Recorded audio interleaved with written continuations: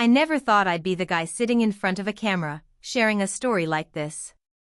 But when your life turns upside down because of something you never saw coming, you start to realize that maybe, just maybe, someone out there needs to hear it. What my wife's boss did to me didn't just shake my marriage, it changed everything I thought I knew about trust, loyalty, and the people closest to me. It all started pretty quietly. My wife had landed this amazing job about a year ago. It paid well, the office was close to home, and she seemed genuinely happy working there. Her boss, Greg, let's just call him that for now, was charming in that polished, confident way that people like to admire from a distance. He was successful, always dressed sharp, and had this way of making everyone feel like they mattered. At first, I was genuinely happy that she had such a supportive work environment. I mean, who wouldn't be? But then little things started happening. She began staying later at the office. At first, she'd tell me about it. "Oh, Greg asked me to finish this report or we have a late meeting." Totally normal stuff. But then the explanations got shorter. The texts fewer. The distance started creeping in, slow, like a draft you don't notice until it's made the whole room cold. We used to talk about everything, laugh at silly things after dinner, plan our weekends. Now she was distracted. Her phone was always face down, and she'd flinch every time it buzzed. Still, I didn't jump to conclusions. You don't want to be that partner, the jealous, paranoid one. So I gave her space. I trusted her. But one single night, shifted everything. I had come home early from work. She didn't expect me to be back for another couple of hours. I remember walking into the kitchen and hearing her on the phone. She was laughing. Not the usual kind of laugh she'd share with me, but something softer, flirtier. I didn't want to believe what I was hearing, but then I caught the name, Greg. I froze. What followed wasn't some dramatic confrontation, not yet, anyway. I kept it to myself. I needed to be sure. I needed proof. And that's where things took a turn I never imagined. Because when I did start digging, what I uncovered wasn't just about an affair or a betrayal, it went deeper. It reached into my own job, my reputation, my future. And the craziest part? It wasn't even just about her anymore. What my wife's boss did to me, it wasn't just personal. It was calculated. And it left me standing at a crossroads I never wanted to face. If you think this story is only about a broken marriage, trust me, it goes way beyond that. What I found out next changed not only how I saw my wife, but how I saw myself. And I'll tell you exactly what happened, but only if you're ready for the truth. After that night, everything started to look different. You know when you get that gut feeling, like something's off, but you can't quite put your finger on it? That's where I was. Every moment started replaying in my head. The way she'd smile when she got a text, how she suddenly had team dinners every other weekend, or how she avoided eye contact when I asked casual questions about her day. It wasn't just one thing, it was everything, piling up quietly like dust in corners you don't usually look at. Still, I didn't confront her. I told myself I could be overthinking it. Maybe I was just feeling insecure. But deep down, I knew something wasn't right. And then, something odd happened at my own workplace. I was up for a promotion I'd been working toward for months. I had the numbers, the feedback, the experience. Everyone said it was a done deal. But just a week before the decision was announced, things suddenly changed. Meetings I was part of got cancelled. Emails I sent started going unanswered. And then, out of nowhere, I was passed over. No explanation. No feedback. Just a polite, "Thank you for applying." I was stunned. I couldn't help but wonder, was it connected? Was that just bad timing? Or was something bigger going on behind the scenes? I started looking into Greg a little more. Not in a creepy or obsessive way, just enough to get a sense of the man who seemed to have such an influence, not just on my wife, but possibly on my own life too. And that's when things started to get weird. His name showed up in places it shouldn't have. Connections to people I barely knew. A couple of mutual friends on social media I never realized we had. One of them even worked at my company. I didn't want to jump to conclusions, but the pieces weren't fitting the way they should. The timing of my wife's late nights, the way her energy changed around me, and now this silent blow to my career? It was all lining up too perfectly, or maybe too purposefully. I still didn't have proof. But I had a feeling, one that kept me up at night, made my chest heavy every time she smiled at me like nothing was wrong. I didn't know exactly what I was looking for, but I knew I had to keep digging.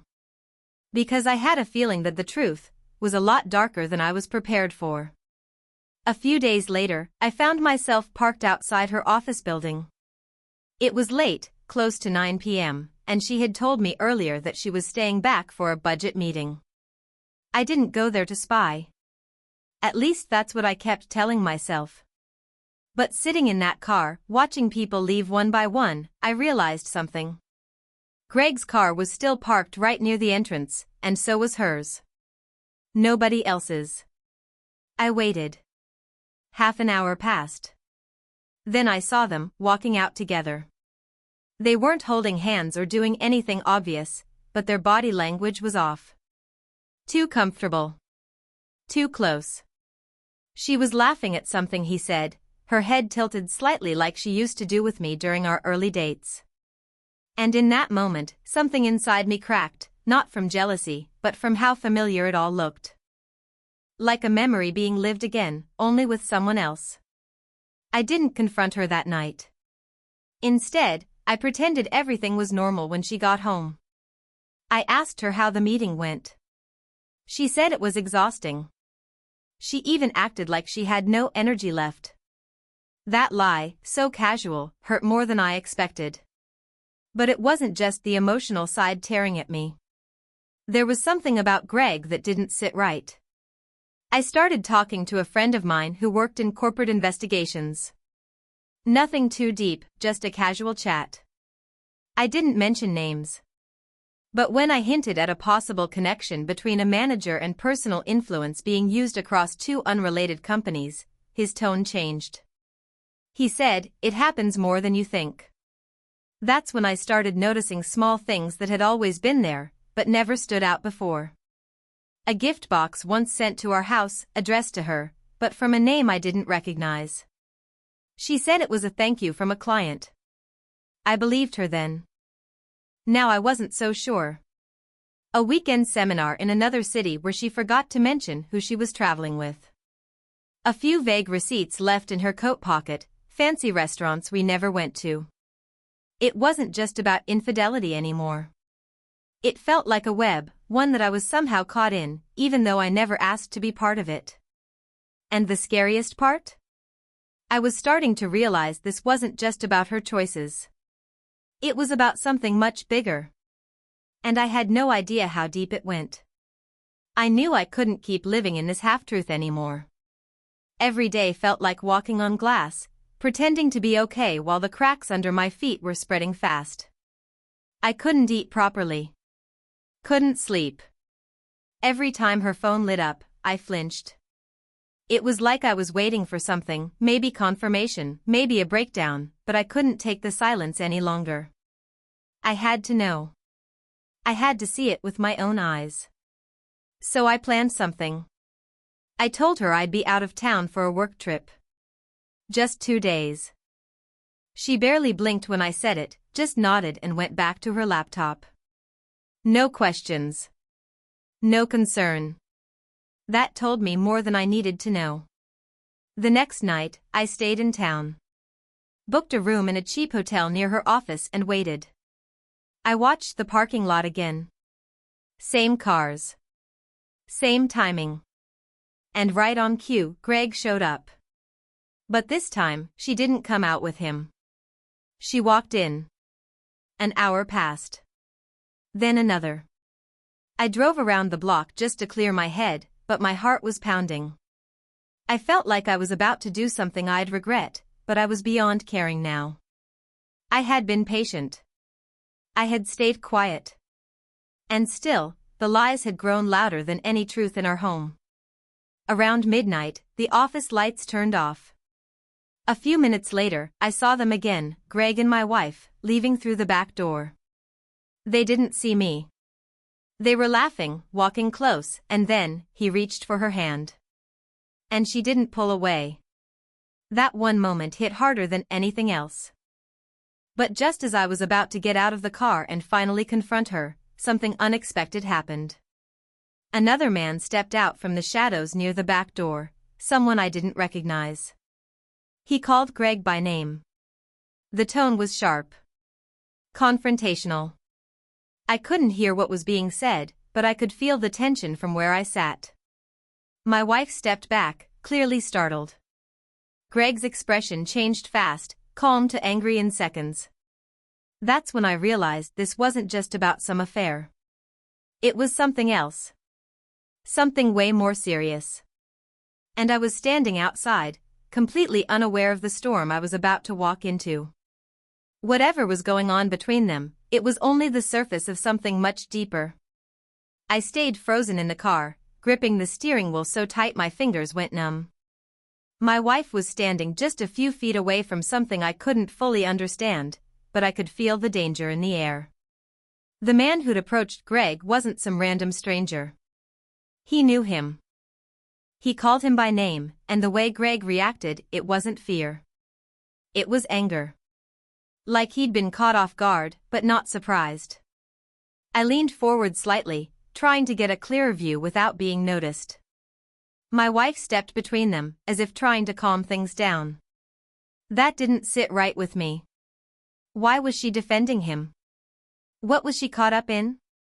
I came here thinking I was just going to confirm an affair, but now I was starting to realize this had nothing to do with just broken vows. This had something to do with secrets. The kind people don't talk about out loud. Suddenly, Greg grabbed the man's arm and pushed him back. The other guy held his ground, shoved something into Greg's chest, looked like an envelope, and then walked away into the shadows. My wife picked up the envelope after Greg tossed it on the ground. She looked at the papers inside for a second before tucking them into her bag. They both rushed into Greg's car and took off. I didn't follow them. I didn't know what to do.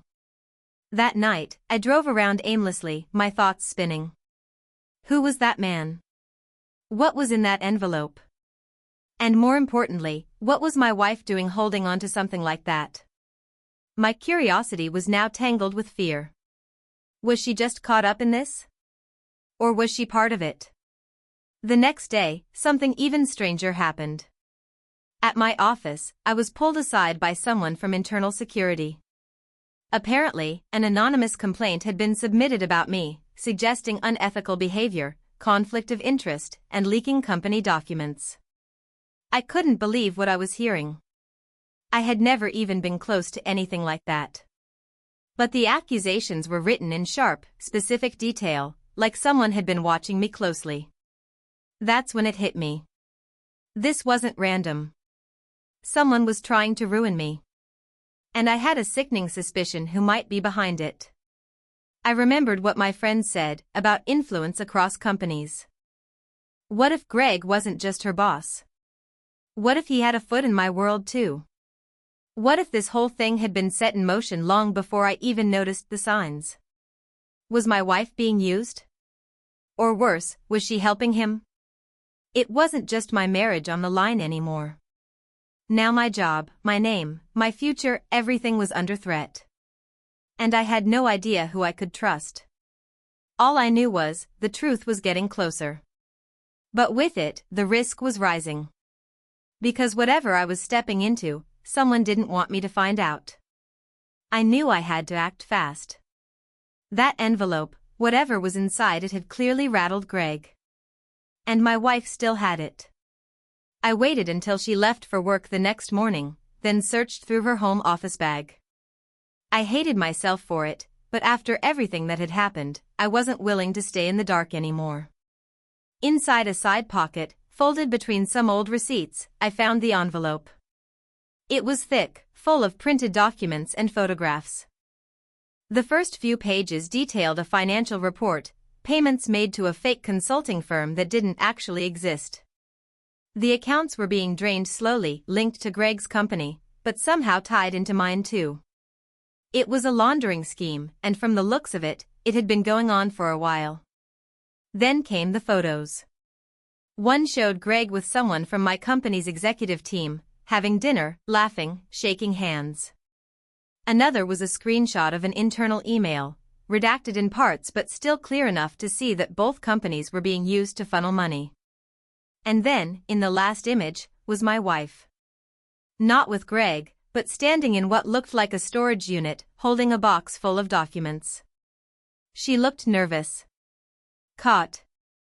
I sat down, trying to piece it all together. The man who'd handed Greg the envelope, he was a whistleblower.